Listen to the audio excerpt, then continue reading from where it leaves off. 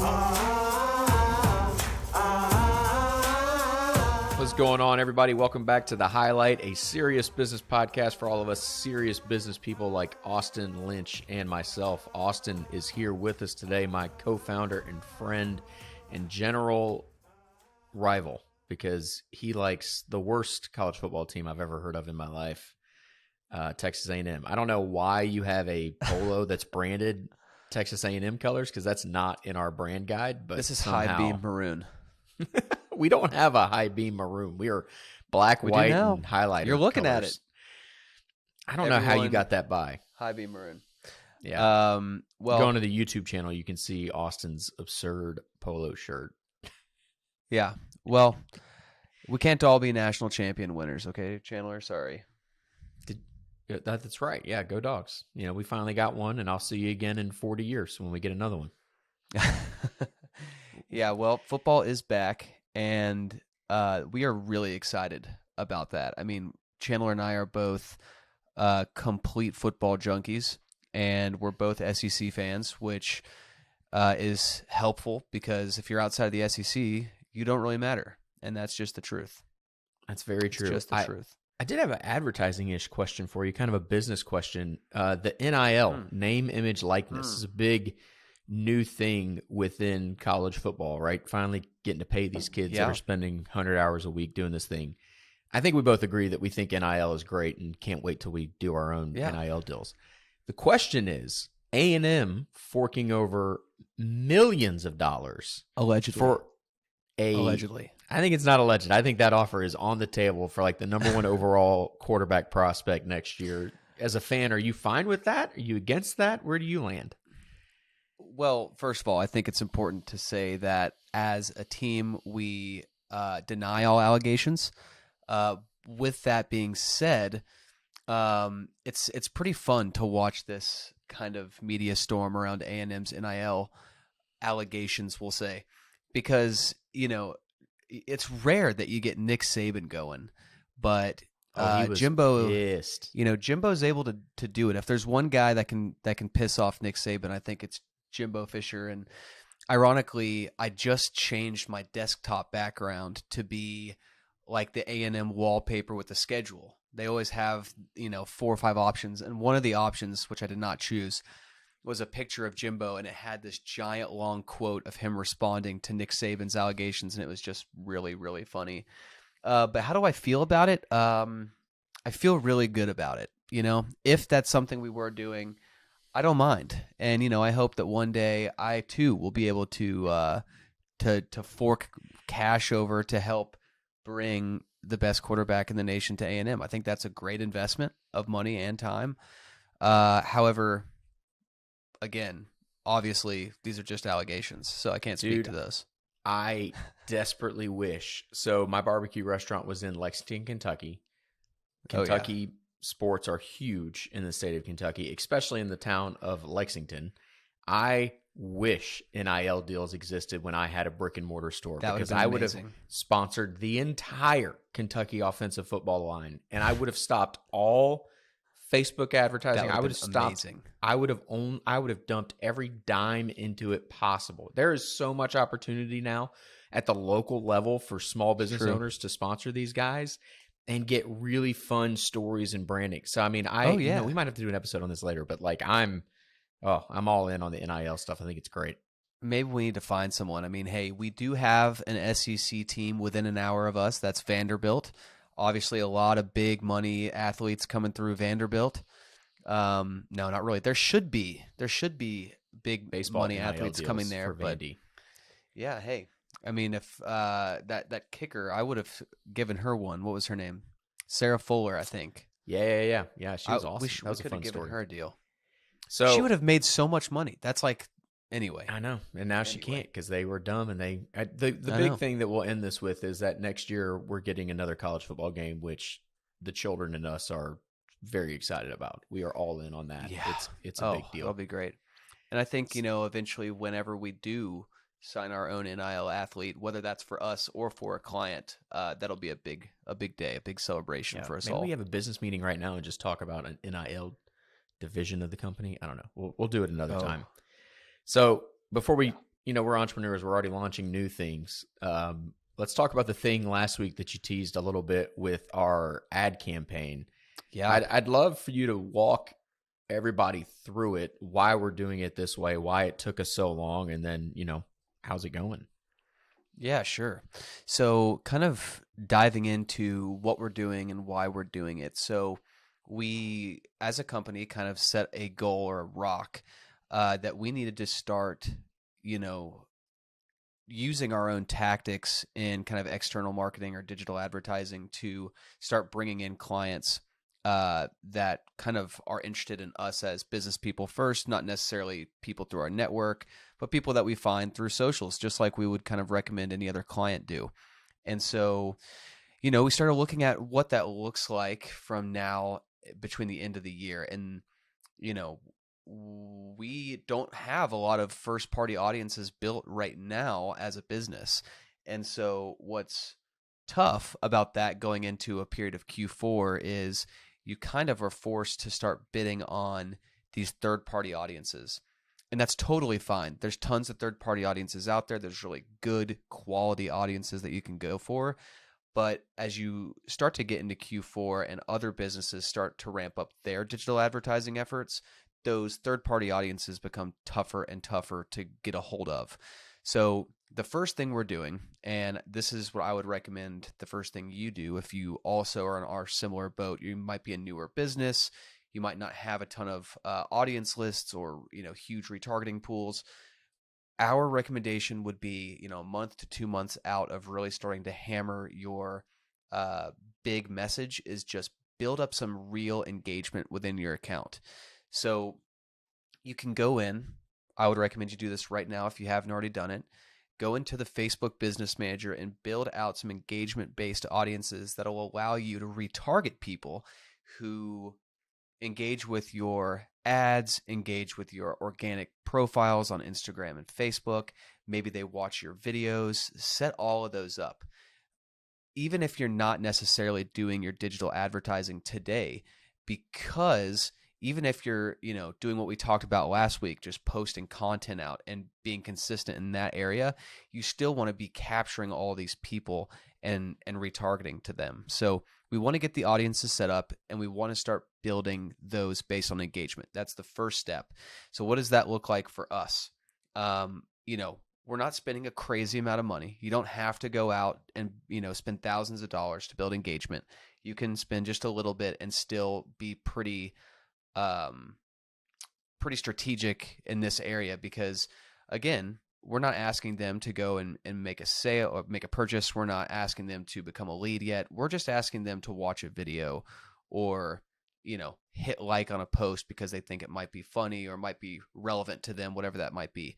So what we did was we took some of our existing organic posts that were either reels or videos or memes or just static images, and you're not boosting them. You're not hitting the boost button on Facebook. Please don't do that. What we're doing is we're building out a campaign of third-party audiences that we talked about earlier that are very targeted and specific for your business.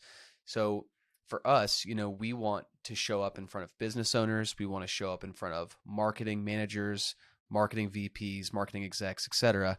And so we put together an audience of those people. Now, like I said, in 4 to 5 months from now, those people are going to be very expensive to target. So that's why we do it today. That's why we do it for the first 2-3 months aggressively. So we're using our existing reels, stories, posts, etc., and we're using it as an ad to reach these other people. And, it's nothing crazy. We have a couple videos where we're offering advice. Chandler, your video of you and your son, you basically just giving a little marketing tip alongside his son, and that video is doing incredibly well. We're getting 15-second views on a video on Instagram or Facebook for under a penny a piece. And all of these people watching these videos are becoming retargetable. And why that matters is in a few months, we'll have thousands, if not tens of thousands of people who have seen our face. They've heard about our business. They know that we do marketing. They might not be super far down the funnel, but they're our audiences and they're not going to be as expensive to target when everyone is running their, Black Friday sales.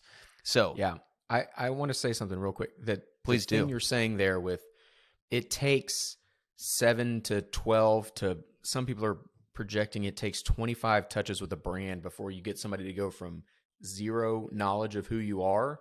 25 touches later, they decide to take a single action like fill out an email address or more Yeah. likely become an actual client, right? And 25 touches takes time. That's why we always Yeah. preach like, hey, this is like farming, and it's worse than farming because it's going to take 18 months before this field really starts to produce fruit that you can actually eat. So it's an important thing to remember that as we're going through this, and the numbers sound cool and fun for like $20, you can get 10,000 views for under a penny and like all that sounds great, but keep it in perspective for everything, which is like we have to load up these touches. Our goal is like 20 to 25 over the next 18 months. You have to have a long-term vision when it comes to any marketing plan. Yeah, and the longer you run these types of messages, the longer you're consistent and the more touch points you have, the bigger these audiences are going to be. And what I'll talk about kind of here in just a second is that never stops. Like you said, it's a consistently kind of growing endeavor to continuously keep people engaged, to keep people seeing your message, in a fresh message. But you just change the way you go about doing that once you switch your focus to primarily, say, lead gen down the line. So the second piece, kind of what I'm just alluding to, is shocker, it's lead generation. So we've been building up these big engagement pools. We've been showing people, different asset types. We're serving up all those different things I just talked about to this group over a long period of time. And now it's time to ask for their email or ask for them to take an action. And so what we're doing is we're asking them to become a lead so that we can provide them a free marketing audit, which we'll talk about here in a little bit. But the cool thing is we don't have to build all of this through our website. We don't necessarily have to even ask someone who is engaged in social media to leave the platform. You don't really want to do that. If you're just on Facebook or Instagram scrolling around, the odds that you are excited to click off into some random website you've never been to, it's low. I doubt many people are going to want to do that. So what we do is we're just going to build a simple form inside of Facebook, which, after someone clicks on our ad, it'll just open up right there, and it kind of tells them what we're going to offer them in the free audit and allows them to opt in or opt out. And if they opt in, great, then boom, they become a lead. And that's sort of the whole purpose here. We're wanting to get people engaged, kind of push them down into a lead funnel, and then we're kind of re-engaging them with the content audit and discussions in that way. One thing I will say, an interesting situation that we ran into, Chandler, and I'd love to get your thoughts on this, as probably not having run into it before, or at least maybe it's been a while, but as a brand new account, we didn't have a billing history with Facebook. So what we ran into is, we put our card in, the card's got money behind it, and it's not like we're overdrafting to run these ads or anything crazy. But they start billing you at such small increments because I guess there's not a billing trust there. And so, Chandler, do you want to talk about what we experienced in terms of emails and alerts and fraudulent card flag activity? Yeah, I think you're just going to have random nonsense happen when you're building out a marketing plan for the first time. And so Yeah, I want to say that first. I want to say that even if you hire an agency to come in and help you with a marketing plan, if they're a good agency, they will start the relationship with, hey, the next 90 days are going to be weird. They're going to be wonky. You have to get used to working with us. We have to get used to working with you. Hiring a marketing agency is really like hiring new employees. Like that's how you need to think about it. That's You're so true, hiring yeah. a bunch of part-time employees that are highly, highly skilled professionals. So it's not like hiring, a bunch of part-time restaurant workers like I used to have to do with the barbecue restaurant. So always frame it, the first 90 days are wonky. And this ended up happening to us where we started a brand new ad account, and Facebook, like Austin's saying, doesn't trust us to pay the bill. And I don't blame them. Small business owners, the number one reason they go out of business is cash flow issues. Cash flow issues mean that they don't pay advertising bills from Facebook or billboards or whatever. Ask me how I know. So Facebook is sending us emails immediately after we start running these ads saying, hey, we've billed you for $2. Hey, we've billed you for $2. And as the person that does our books, I'm getting these emails. And then I have to text you at like midnight and be like, what the hell are all these $2 charges for Facebook? And then you text me back and go, oh, our bank has declined all these charges because the bank thought it was fraud. So in the matter of 12 hours, sketchy. It does look, I mean, yeah, a bunch of like consistent $2 charges. Yeah. And in the matter of 6 hours, we basically had 2 different platform issues, one with Facebook and one with the bank. And true. And that's why I started this story with, just know that the first 90 days are going to be wonky as you get everything built out. If you have the patience and persistence to trust the people that you hired, as long as you vetted them well before you brought them in, trust them to do the thing they're being paid to do because they're platform experts, right? I mean, we had a issue with a person that we're helping with their organic social, and we had issues with their business manager, which is the way Facebook manages different business accounts that keeps it separate from your personal Facebook account. Well, this person that we worked with didn't know what they were doing, and why would they? They're running a business. They just sort of one afternoon built a Facebook page and thought that was it. And there's a whole lot of technical stuff behind it that people like Austin and our other partner and other people, I mean, that's what they do is manage those platforms. Facebook tries to make it user-friendly, but it doesn't work out that way always. And so we had to spend 3 or 4 hours. A lot of our time, instead of posting content on the internet for her, we were fixing that issue. And we tried to be upfront and have a lot of communication and all that going forward. But if she was I don't know, I'm going to say bad fit for an advertising agency client, especially for us, she'd have been like, you know what, you guys told me 2 weeks ago you'd be posting stuff. We're not posting stuff. I don't care what the excuse is. I'm out. And that's just dumb. And then we would have been happy to break that relationship off because stuff happens. Stuff comes up. Oh, yeah. And that's also one of the benefits of hiring an agency is when stuff comes up and it's on Facebook side and, you know, they flag something that you don't think should be flagged or whatever, that becomes our job to help you or a good agency's job. It becomes their job to kind of step in and say, hey, chances are we've seen the issue before. I mean, I've dealt with probably 1,000 different, cases with Facebook, and it's our job to kind of step in and get you out of these weird situations. I mean, whether your account randomly gets banned because the algorithm, the almighty algorithm thinks that you broke a rule, whatever that might be, it's our job to step in and say, oh, maybe we need to call support chat or whatever. If you're advertising, I more than likely would have a Facebook rep that I talk to on a monthly basis just to keep touch, and those relationships kind of help a lot of those problems too. But yeah, no, that was definitely a good call out. Yeah, and so I think really kind of summing up what we're talking about in terms of our campaign and kind of what it looks like as we move forward. It's a lot of engagement. It's following up on that with lead generation, but it's also just continuing to focus in on engagement, showing people new content and making sure that they stay engaged on those. Yeah. What I want to call out for business owners that are listening is that you said it a second ago, we're not just hitting the boost button. Yeah. We're not doing random acts of marketing, right? We talk about that as a team and with clients all the time. If you're suffering from random acts of marketing, the how you know you're suffering from random acts of marketing is that I tried to run a billboard ad and it didn't really work, and I tried to run some radio ads and they didn't work, and I hit the boost button on Facebook, Austin's nightmare, and that didn't work. And of course it doesn't work because you don't have a plan, you don't have a structure. You might as well have just burnt your money in the front yard because it literally did nothing for you. It was activity for activity's sake, which is a terrible idea. So very true. Get a plan, get it planned at the right time, because this company is a year old now. Happy 1-year anniversary, by the way. It's a pretty big deal.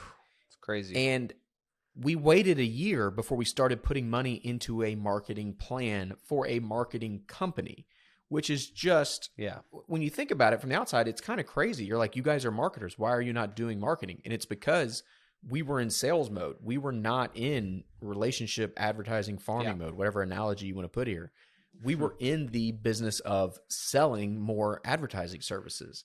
And now we have a plan. We're not doing random things. We're not just testing. Testing is too kind of a word, I think, for small business owners that buy random acts of marketing. It's not testing. It's like, I just need more revenue, so I'm just going to try it all. And that's not testing because activity. That's just activity. That's not a test. That's you're just doing something and seeing what sticks. And what you need to do, if you get your business to a certain level, it's usually around the $1 million mark. Industry specific, it changes. This happened for me with the barbecue restaurant.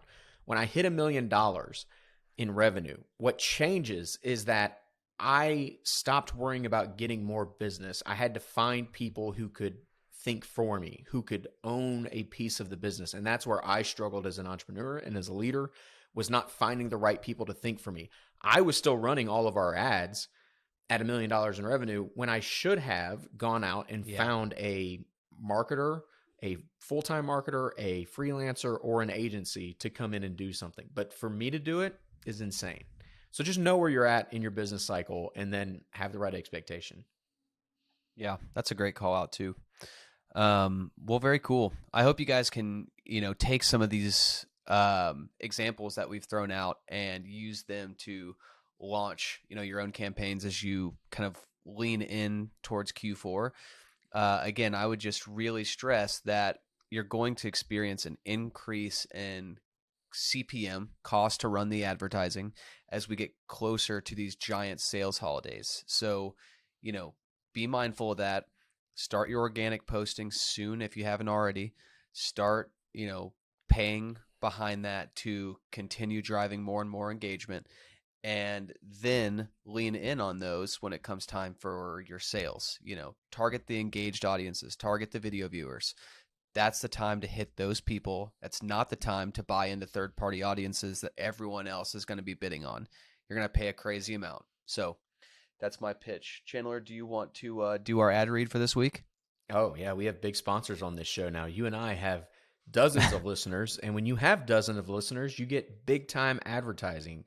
You would think we're being sponsored by Audible, by the way I'm talking, but no, we're sponsored by High Beam Marketing, the company that Austin and I run. We have a free marketing audit that Austin and I built based on the conversations I had about my prior experience as an entrepreneur, where I was doing all the advertising myself. And I basically said, I just don't know what I'm doing. I'm just throwing money at the wall and I'm trying to see what comes back and what doesn't. So the marketing audit came from a pain point that I had as a small business owner. It's a free thing we do. It helps us generate leads. Obviously, it helps us build relationship with the right people, obviously, but it's still a value add for you because we take your business and we look at all the marketing activities you do, and then we compare that to the High Beam marketing system that we've built, and we give you a grade in each of the areas, and we tell you what's working, we tell you what's not working, and what you should improve on. And after that, we hope you hire us to help fix the thing that's not working. But if not, no big deal. And that's it. I can see it on your face that you have kept me happy, and you've done the professional thing, and you've kept it so buttoned up for, so long here. I'm going to, this one time I'm going to be okay with nonsense. So go ahead. I can see it on your face that you want to get something out of the system. I really just wanted to take this time to talk about my fish. He's over here. I wish you could see him. Maybe I can actually adjust so you can see him a little bit. He's a big Brandon's sucker. Gonna love this. Is that it? Moving. There he is. Oh, you can see him. Yeah, on YouTube. Here's you the can see him. fish. This is Mark Zuckerberg. My wife brilliantly named him that. He's the only existing fish from before I went to Disney World, and Chandler killed all my fish while I was gone.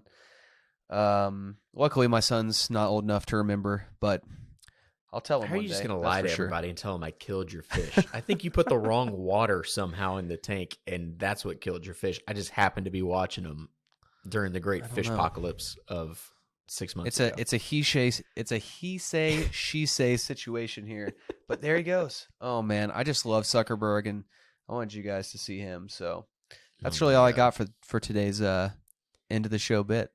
Yeah, well, I'm sure we will be upgrading the tank. So maybe in a few episodes there will be an update where I can show you the new tank. Maybe I'll do a before and after if you're interested. So gonna be some huge things happening over here. Bro, there was one point you were texting me at like 10, 11 o'clock at night, and you were like, bro, I got a 50-gallon corner tank. If you're on YouTube, you see the corner of Austin's office behind him. He wanted to put like an L bracket tank that was like 100 gallons. And it was, he was like, I think I'm going to trade this cool, valuable thing I got for the tank. And I'm like, these are the texts I get in the middle of the night. And how cool would that have been? When we talk about upgrades, that would have been. Studio upgrades? Hey. You want a fish tank. Got it.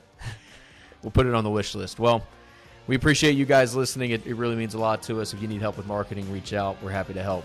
Until next time, peace. Peace.